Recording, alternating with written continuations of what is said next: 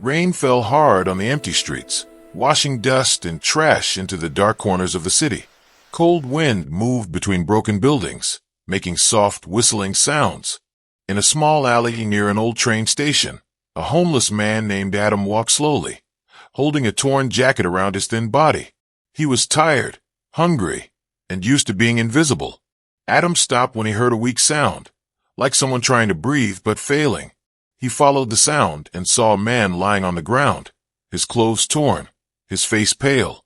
At first, Adam thought it was just another drunk man or someone hurt in a fight. But then he saw something strange. The blood on the ground was not red. It was glowing blue, soft like light underwater. Adam froze, his heart beating fast. The man opened his eyes and looked at Adam with fear. In a shaking voice he said, "Please help me. They are coming." Adam looked around. The street was empty, but in the sky, he heard a low humming sound, like machines flying far above the clouds. Adam did not know why, but he believed the man. He bent down and tried to lift him. The man was heavier than he looked, and Adam almost fell. But he did not let go. He pulled him into the deeper part of the alley. Rain covered their tracks as they moved. Adam knew a place, an old broken storage room under the bridge. As they reached the bridge, bright lights moved across the clouds. Adam felt fear in his chest, but he did not stop. He pushed open the broken door and pulled the stranger inside. The room was dark, cold, and smelled of rust and oil, but it was hidden. The stranger coughed and held his side, the blue light from his wound slowly fading. Adam took off part of his jacket and pressed it against the wound. "I do not know what you are," Adam said softly, "but I will not leave you here." The stranger looked at him with surprise. "You should run," he whispered. "They will not stop." Adam shook his head. "I have nothing to lose. But you still want to live." Outside, the humming sound grew louder, then quiet again. Something was searching. Adam felt his hands shaking, but he stayed. Sometimes, he thought, people who lose everything are not afraid anymore. The stranger closed his eyes, breathing slow and weak. Adam checked his pulse. It was fast, too fast. He whispered, "Stay with me. Please stay." For a moment, the blue light returned, moving under the stranger's skin like small stars. Then it faded again. Adam did not understand, but he knew this was not normal. If you are enjoying this story so far, please remember to gently support this channel by subscribing. It helps us bring more stories like this to you. And now let us continue. Footsteps echoed outside, heavy and slow, not human steps. Adam held his breath, listening. The door shook as something touched it. Adam covered the stranger with old boxes and stood in front of him. The door opened a little. Bright white light entered the room. A mechanical voice spoke, scanning area. Target not found. Adam stood still, pretending to be just another homeless man hiding from the rain. After a long second, the light disappeared and the door closed. Adam fell to the ground, his heart beating like a drum. He crawled back to the stranger, who was still alive, but very weak. "They are hunting you," Adam said. "Whoever you are, they really want you." The stranger opened his eyes again. "Not me," he whispered. "What I carry." Adam did not ask more. He was too tired, too cold, and too scared. He sat against the wall, watching the stranger breathe. Rain kept falling outside, washing the city, hiding secrets. Hours felt like minutes, or maybe minutes felt like hours. Adam could not tell. Then suddenly, the stranger's body started shaking. Blue light came back, brighter than before, filling the small room. Adam stood up, not knowing what to do. The stranger grabbed his arm with surprising strength. "Listen to me," he said. "If I do not make it, they will come again. And next time, they will not miss." Adam swallowed. "You will make it. I will not let them take you." The stranger tried to smile, but pain was clear on his face. "You are brave, human," he whispered. "Braver than you know." Outside, the humming sound returned, closer this time, stronger. Adam looked at the door, then at the stranger. He knew this was only the beginning, and he had no idea that one small choice, to help a stranger in the rain, was about to change not only his life, but the future of the whole world. The blue light slowly faded, and the room became dark again. Adam sat very still, afraid that even breathing might make the stranger worse. Rain still hit the bridge above them, like fingers tapping on metal. The stranger's chest moved up and down, slow but steady. After a long time, the stranger opened his eyes. They were not normal eyes. They shined softly, like light behind glass. Adam leaned forward. "You are awake," he said. The stranger looked around, confused at first, then calm. "You did not leave me," he said quietly. Adam shook his head. "I said I would not." The stranger tried to sit up, but pain crossed his face. "Do not move," Adam said. "You are hurt bad." The stranger looked at his side, where the wound had almost closed. "How?" he whispered. Adam did not know the answer. "Maybe your body is stronger than you think." The stranger watched his own skin, then looked at Adam. "No," he said. "That should not be possible on this world." Adam felt cold again, not from rain, but from the words. "On this world," he repeated. "What do you mean?" The stranger closed his eyes for a second, then opened them. "I am not from Earth," he said. Adam froze, waiting for fear to hit him, but it did not. After what he had already seen, this almost felt normal. "So you are really not human?" Adam asked. "Not fully," the stranger said, "but I look like you so I can hide." Adam sat back, trying to understand. "Then who was hunting you and why?" The stranger took a slow breath. "Because I carry something they want, something very rare." He touched his chest. "Inside me." Adam thought of the blue light, the strange healing, the machines in the sky. "What is it?" he asked. The stranger hesitated, then said, "It is a living key. It opens doors that should not be opened. Doors to power, to control, to entire worlds." Adam felt his mouth go dry. "That sounds dangerous." "It is," the stranger said, "and that is why they cannot have it." Suddenly, the lights in the city went out. Everything went black, even the distant street lamps. Adam stood up fast. "What happened?" The stranger looked worried. "They are scanning, looking for energy signs. My body reacts when they search." The air in the room felt heavy. Adam moved closer to the door and listened. Far away, he heard metal sounds, like something landing. The stranger slowly raised his hand, and a soft glow appeared around it. Adam watched in shock as the light formed a small shield in the air. "It is not strong," the stranger said, "but it can hide us for a moment." The shield spread, covering part of the room. Adam could see the wall through it, but it looked blurry. Outside, footsteps passed by again, slower, more careful. Adam whispered, "Can they see us?" "Not right now," the stranger said, "but my strength is almost gone." The footsteps stopped. Adam held his breath. Then, after a long moment, the footsteps moved away. The shield faded, and the stranger fell back, tired. "You saved us," Adam said. The stranger shook his head. "You saved me first." Adam sat next to him, both of them quiet, listening to the rain again. "Why trust me?" Adam finally asked. "You do not even know me." The stranger looked at him. "Because when you have nothing, and you still choose to help, that means your heart is clean." Adam felt strange hearing that. He had never thought of himself as good or brave. He was just someone trying to survive. The stranger slowly reached into his torn jacket and pulled out a small metal object. It looked like a flat coin, but it glowed softly.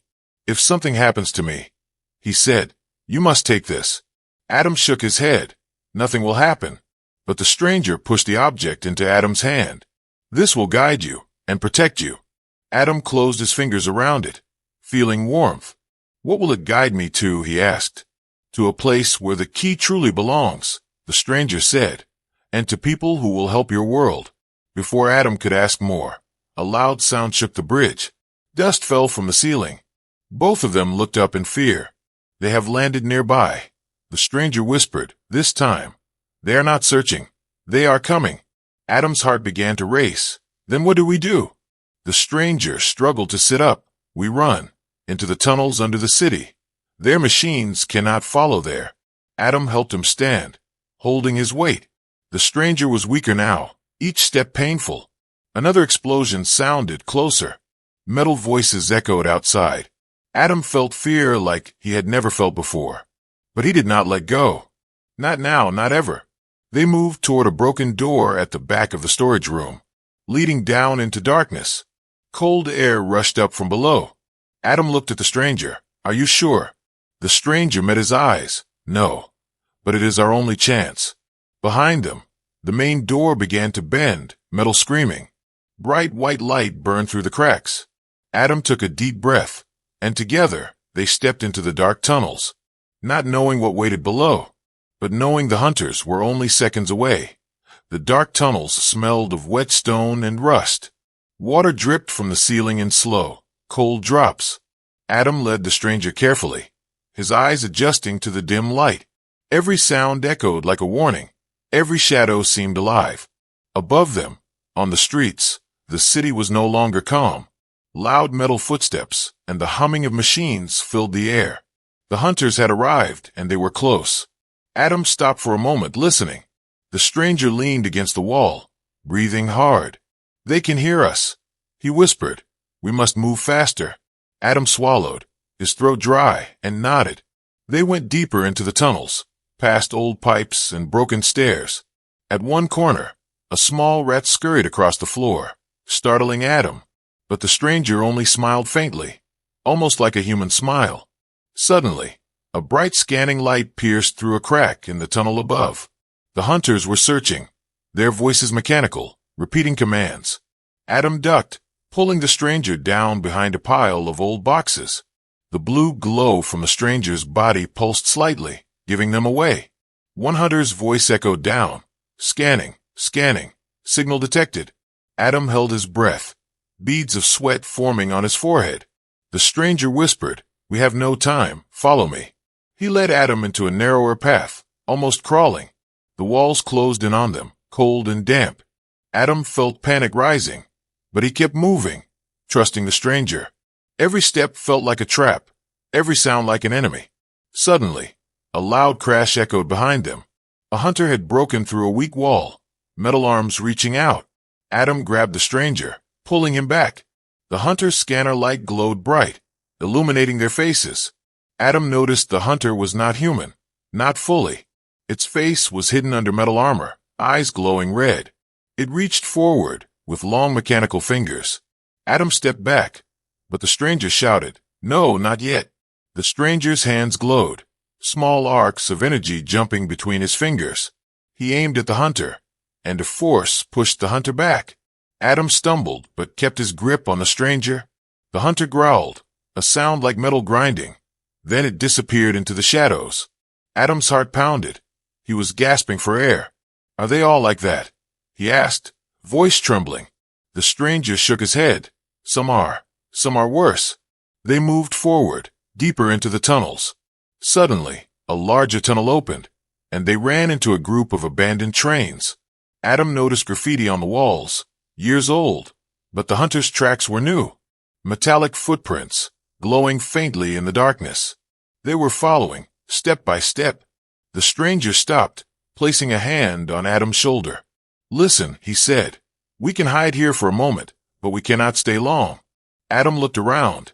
Trains were broken, dark, perfect for hiding. He nodded, catching his breath. From the shadows, small drones emerged, scanning, whirring softly. Adam froze. The stranger whispered, "Do not move. Let me handle this." The stranger raised his hand, a shield of soft blue light forming. The drones hit the shield and bounced back, sparks flying. Adam watched in awe, fear mixing with disbelief. This was not human technology, not anything he had ever seen. The stranger whispered, "They will not stop until they get what they want." Adam shivered, gripping the glowing metal object he had been given. Suddenly, a loud explosion shook the tunnels. Dust and small debris fell around them. The stranger grabbed Adam, pulling him onto a broken train roof. From there, they could see faint lights moving in the distance. The hunters were searching every tunnel, every corner. Adam asked, "How do we get past them?" The stranger's eyes glowed brighter, faint arcs of energy dancing on his skin. "We make them chase us," he said. "Then we escape." Adam's stomach tightened. This sounded dangerous. They moved quietly along the train roof, hopping from one to another. The hunter drones followed, but the stranger's small energy bursts slowed them. Suddenly, A large hunter stepped in front, blocking their path. It raised a weapon, long and glowing, aimed directly at them. Adam felt his heart stop. The stranger looked at him, eyes fierce. "Hold on," he said, and then he released a wave of blue light. The hunter flew backward, crashing into a wall, sparks flying everywhere. Adam stumbled, feeling the wind from the force. They ran, adrenaline pumping, the tunnels twisting and turning. The stranger whispered urgently, "There's a safe place ahead." Adam followed, not questioning, only moving. Every sound behind them reminded them of death. Finally, they reached a deeper tunnel, one that smelled of earth and water. The stranger leaned against the wall, exhausted. Adam helped him sit, both gasping for breath. Outside, the sound of the hunters faded, but Adam knew it was only temporary. "You saved me," the stranger said quietly. Adam shook his head. "You saved both of us." They sat in silence for a moment. Then the stranger's eyes glowed again, stronger this time. Adam noticed that the blue light was not only healing him, but also something more. It was strange, powerful, almost alive. Suddenly, a loud rumble shook the tunnel. The ground beneath them cracked slightly. Adam looked at the stranger. "What now?" The stranger's lips moved, almost whispering to himself. "They are closer than I thought." Adam's stomach sank. He realized the real hunt had only just begun. And at that moment, both of them knew one thing. Nothing in the city, nothing on Earth, could protect them completely. Not yet. The tunnels beneath the city were silent now, except for the soft drip of water and the occasional hum of distant machines. Adam and the stranger, who now introduced himself as Kale, leaned against the damp wall, both breathing heavily. Kale's glowing blue light flickered with every breath, weak but alive. Adam could feel the weight of the world on his shoulders, though he was only a homeless man. Kale touched his chest, and the soft glow pulsed in his hand. Adam watched in awe. "What is it?" he asked, voice trembling. Kale looked at him with pain in his eyes. "It is not just a gift," he whispered. "It is a responsibility." Adam frowned. "Responsibility? For what?" Kale swallowed, his energy weak. "I carry something that could change your world. Maybe the whole universe." Adam's mouth went dry. "Change the universe? How?" he asked. Kale's fingers brushed the glowing object he had given Adam. "This seed of technology," he said. "It can heal planets, create life, cure disease. It can give hope to millions." Adam stared at it, feeling warmth, but also fear. "This is too much for me," he said. Kale shook his head. "You are stronger than you think, Adam. You saved me when no one else would."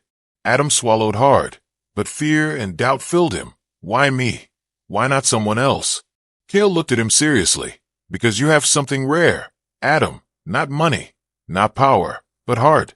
Adam could not respond. He had never felt so small and so important at the same time. Suddenly, the ground beneath them shivered, a distant rumble shaking dust from the tunnels. The hunters were still near, closer than Kale expected. Kale placed a hand on Adam's shoulder. "You must take this," he said, handing him the glowing metal object. Adam grasped it, feeling a warmth unlike anything he had ever known. "This is the key," Kale said. "The key to the seed, the gift, the future. You must protect it, Adam, or all we fight for will be lost." Adam felt the weight of the object in his hand.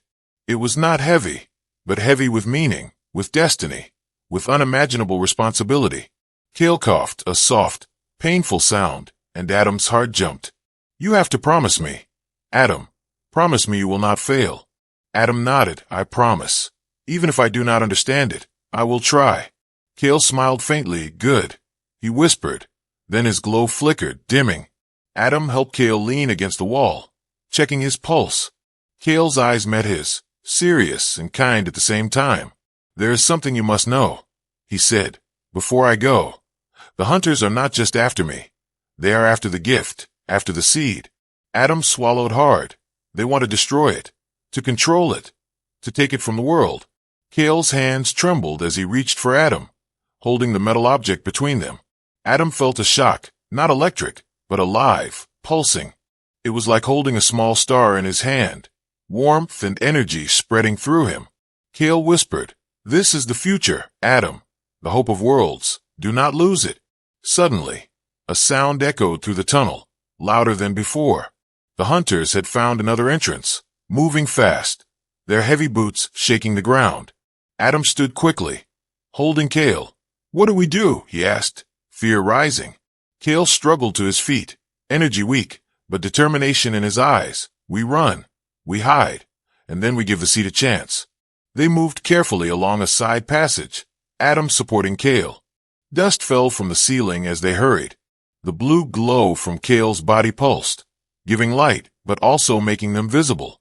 Adam whispered, "I feel like the world is watching us." Kale smiled faintly. "Maybe it is," he said. "Maybe it is waiting for the right person." As they ran, Kale explained, "The seed must be placed in a safe location, a place where it can grow." Adam's heart raced. "Where?" he asked. "Where can it be safe?" Kale shook his head. "That is for you to decide. But the hunters cannot find it. Not yet." Adam felt fear and hope mixed together, the weight of the universe pressing down, yet something inside him burning with courage. The ground shook again, louder, the hunter's presence close. Adam and Kale ducked behind a broken support beam, breathing hard. Adam's hands tightened around the glowing object. Kale whispered, "If I fall, you carry it." Adam nodded, fear fading into determination. "I will not let it die." A sudden noise behind them made them both spin. A group of hunter drones emerged, scanning, their red lights glowing. Kale raised his hands weakly, a small force pushing the drones back. Adam stumbled but held the object steady, feeling a strange connection. It was as if the seed recognized his courage, his heart, his will to protect. The drones retreated for a moment, giving them a chance. Kale looked at Adam. "This is your moment, the start of something bigger than you can imagine." Adam's mind raced, but he felt ready. He understood now that one small act of kindness, saving a stranger, had led him to this. The hunter footsteps grew louder again, echoing through the tunnels, dust and debris falling around them. Kale's glow flickered, growing weaker with every second. Adam tightened his grip on the object, determination burning inside him. "I will protect this," he whispered, louder than before. Kale nodded faintly. "Good," he said, before his glow dimmed completely. Adam felt a wave of sadness, but also strength. He looked down at the small glowing object in his hand. It was more than a gift. It was hope. It was power. It was responsibility. And Adam knew, deep in his heart, that the real journey had just begun. The seed of the planet's future, the gift of worlds, was now in the hands of a man who had nothing, yet was about to change everything. Adam moved slowly through the tunnels, the glowing object clenched tightly in his hand. Kale's final words echoed in his mind, a weight heavier than any physical burden. The city above was alive with chaos, but down here, in the dark and wet tunnels, it felt like the world itself was holding its breath. The humming sound of the hunters still followed him, faint but persistent. Metal footsteps and mechanical voices, scanning, searching, always searching. Adam knew he could not run forever. He had to understand the seed, its power, its purpose. He climbed a set of broken stairs, leading him to an old abandoned observatory on the edge of the city. The building was cracked, windows broken, but inside it held telescopes and machinery long forgotten. Adam felt a strange calm, as if the universe itself was calling to him. He placed the glowing object on a dusty table, and it pulsed softly, responding to his presence. Adam whispered, "What do I do?" And then the object shined brighter. Light streaked across the walls, forming symbols he could not understand. Suddenly, a voice spoke, not from a person, but from the seed itself. "You are chosen, Guardian, to speak for worlds, to protect life, to lead hope." Adam's heart raced. He had never imagined anything like this. He swallowed hard. "Guardian, me, why me? You saved a life when no one else would. Your courage and heart proved worthy," the voice said. Adam trembled, the weight of destiny settling on his shoulders. Outside, the hunters were closing in, their red lights flashing. But inside the observatory, Adam felt power flowing through him. He could sense the stars, feel their light, hear their rhythm. He raised the seed, and a small beam shot from it into the sky. It traveled far, faster than anything human. Adam felt the pull, like the universe itself was speaking to him. Moments later, the sky above the city lit up with an incredible sight. Alien ships, unlike anything Earth had ever seen, appeared, glowing softly. They hovered silently, observing. Adam realized these were not enemies, but friends, allies, watching him, waiting. The seed had called them, and now they were here. Adam took a deep breath, fear mixing with awe. A voice came from the ships, speaking not in words, but in thoughts. Guardian, we see your courage, your choice, your heart. You hold the seed of hope, the future of your world, and we will protect it. Adam's chest swelled with emotion. He, a man who once had nothing, was now the voice of Earth, the bridge between humans and a civilization beyond stars. He whispered, I will protect it. I will not fail. The ship's light pulsed in response, almost like they could feel his promise. But Adam knew the hunters were not finished. He could sense their movement below, closer, stronger. They wanted the seed, the power, the gift. Adam looked down at the object in his hand, pulsing with life. He could feel it, the energy connecting to him, to the stars, to hope itself. Suddenly, a group of hunter drones burst into the observatory. Red lights flashing, weapons raised. Adam raised the seed instinctively, and a shield of blue energy shot out. The drones were pushed back, sparks flying, machines crashing. Adam's eyes widened. He felt the seed responding to him, not just protecting, but fighting with him, as if it had a mind of its own. One drone moved faster than the others, aiming directly at Adam. The seed pulsed brighter, and Adam felt a surge of energy flow through him. He lifted his hand, and a beam shot forward, hitting the drone. It exploded into pieces, sparks and metal flying everywhere. Adam's heart pounded. He had never felt such power before. The other drones hesitated, scanning, unsure of what they faced. Adam whispered, "Stay back. Leave this world." And for a moment, silence fell, even in the chaos. Outside, the alien ships hovered, watching, waiting, ready to intervene if needed. Adam realized something incredible. The seed did not just protect him. It listened. It connected him to the universe. He could feel life, energy, possibilities, every choice rippling across the planet. He was no longer just a homeless man. He was a guardian, a speaker, a protector, and the stars themselves seemed to answer him, shining brighter, pulsing with hope. The drones finally retreated, sensing they were outmatched.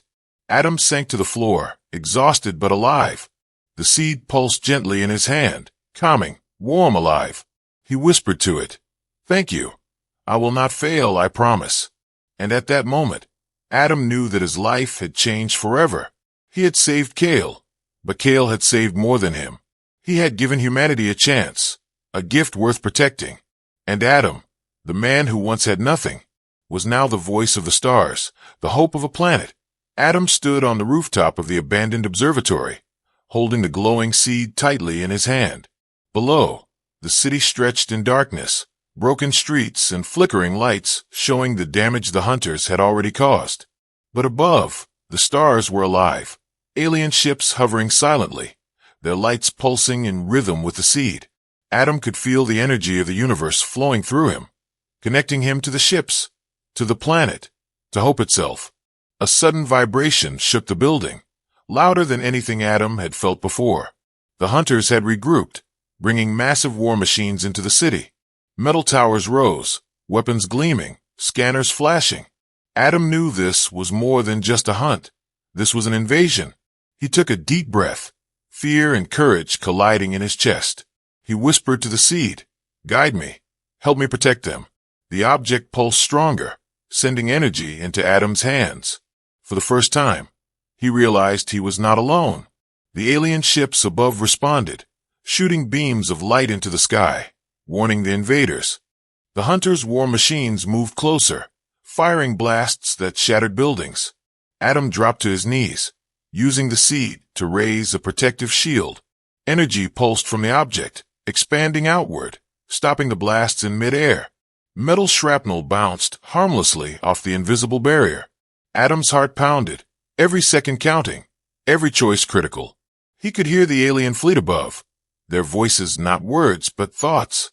They communicated directly with him, guiding his actions. Move left, focus here, protect the city, save them. Adam obeyed instinctively, the seed glowing brighter, stronger. It formed energy barriers, shields over streets, rooftops, and bridges. People below looked up in awe, seeing a man surrounded by a halo of light. No one could understand what he was, only that he was their protector. The hunters unleashed their next wave, faster, stronger, larger machines. Adam leaped onto a broken highway, glowing seed in hand. He could feel the energy flowing, pulsing, bending around him. He raised his hand, and massive beams of blue energy shot forward, colliding with the enemy machines. Explosions erupted, lighting the dark city like daytime. Metal screamed, sparks flew, the ground shook. Adam could feel every machine, every threat, every life he was protecting. A massive hunter, larger than the rest, moved directly toward him, its weapons glowing red, scanning, aiming, ready to destroy the seed. Adam's hands trembled, fear gripping him for a moment. But then he remembered Kale, his words, the trust, the gift. He focused, energy pulsing from the seed, like a beating heart. A surge of power shot out, colliding with the hunter. It staggered, metal bending, sparks flying. Adam did not stop, pushing more energy into the beam. Finally, the massive hunter crashed into a building, unable to move. The other hunters hesitated, sensing they were outmatched. Adam's heart raced. He was exhausted, but he knew he could not stop. The alien fleet above descended, weapons firing in perfect synchronization. The hunters had no chance against the combined power of the seed and the alien ships. Adam felt the connection to the universe strengthen. He could sense life, energy, hope spreading across the planet. The humans below began to gather, seeing the man on the rooftop, glowing with energy. They were inspired, seeing courage in someone who had once been invisible. Adam realized something incredible. This was not just a battle for survival. It was a chance for humans to rise together. Nations did not matter anymore. Borders were meaningless. Every human witnessing his courage felt hope, felt unity. Adam whispered, "We will protect this world." And the alien fleet responded, not with words, but with a pulse of energy. A signal of approval, of partnership, of respect. The hunters began to retreat, their machines failing, their strategy collapsing. Adam raised the seed high, energy flowing outward. The city was safe, the invaders defeated. People cheered, not knowing how or why, only that someone had saved them. And that someone was a man who once had nothing, a homeless man, now called the Guardian of Earth. His courage, his heart, his simple choice to help a stranger had changed everything. The streets below, damaged and broken, now glowed softly in the light of the seed. Adam looked around at the city, at the stars, at the alien ships. He felt a quiet pride, a deep connection to the universe. He had become more than a man. He was a symbol of hope, of unity, of humanity at its best. The hunters were gone, the threat neutralized, but Adam knew this was only the beginning. Earth would never be the same, and neither would he. He looked up at the night sky, glowing with alien lights. He whispered softly, "Thank you, Kale, for giving me the chance, for trusting me." The universe seemed to answer, stars twinkling, pulsing alive. Adam smiled, knowing that he was ready for whatever came next. He was Earth's unexpected defender, and he would not fail. Years had passed since Adam first held the glowing seed in his hands. The city had changed. The world had changed. The scars of the hunter invasion were slowly healing. Buildings were rebuilt, streets cleaned, and people lived without fear. Technology inspired by Kale's gift had transformed life on Earth. Clean energy-powered cities. Hunger was fading, disease was under control, and hope was everywhere.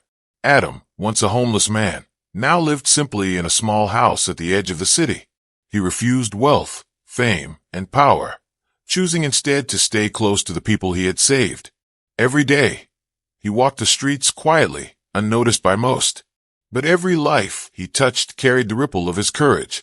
People often spoke of the Guardian of Earth, the man who had saved the planet. Many tried to find him, to thank him, to honor him. But Adam avoided attention, knowing that true power was in humility. Children often came to him, curious about the man who once had nothing. He would smile gently, telling stories of Kale, of the seed, of courage. The seed had been placed in a protected location, still glowing faintly.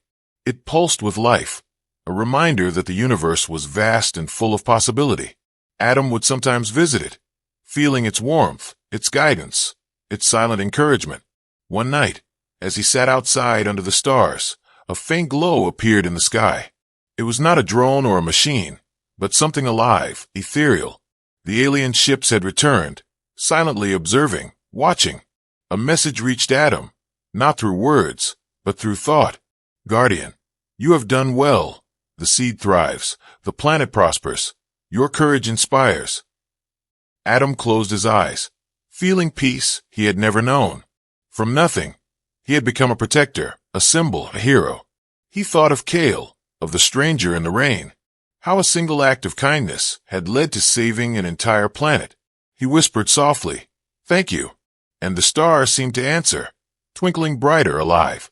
The world below had changed, humans working together, nations cooperating, no longer focused on greed or war, but on survival, hope, and progress. Adam walked through the city streets, seeing smiles, children playing, families thriving. Everywhere, the ripple of courage, the power of one person's choice, could be seen. Yet Adam knew the universe was vast, and threats could return. The seed remained a beacon, a reminder that vigilance was needed. But he also knew humanity could rise, could unite, could protect itself. He had given them the chance, and they had taken it. Adam smiled faintly, knowing that the future was in good hands. Even if he stepped back into the shadows, the light of hope would continue to shine. In quiet moments, Adam would sometimes look at the children learning about the past. They heard stories of the homeless man who became a hero, the guardian of Earth. Teachers told of bravery, courage, and the power of kindness. Adam watched from a distance, proud but humble. He knew that true heroism was not about fame. It was about action, heart, and the willingness to stand for something greater than oneself. One day, a small statue was built in his honor, not in a grand city square, but in a peaceful park. It was simple, a man holding a glowing orb, eyes lifted to the stars. Adam visited it quietly, placing a small hand on the statue. He did not want attention, but he felt content. He had given the world a chance, and they had used it wisely. The seed pulsed faintly in his pocket, reminding him of Kale's gift. Adam whispered softly, "Your hope lives on." And as night fell, the stars above twinkled brighter than ever. A silent message of thanks, of connection, of infinite possibilities. Adam looked up at the vast universe and felt a part of something greater. From nothing, he had become a guardian. From nothing, he had given the world forever. And the universe, wide and endless, seemed to shine in answer. One act of courage, one act of kindness, had changed everything. Adam smiled, knowing that sometimes the smallest choices hold the greatest power. He turned back to the city, ready for whatever might come. For he was Adam, the man who once had nothing. And now, from nothing, he had given hope to forever.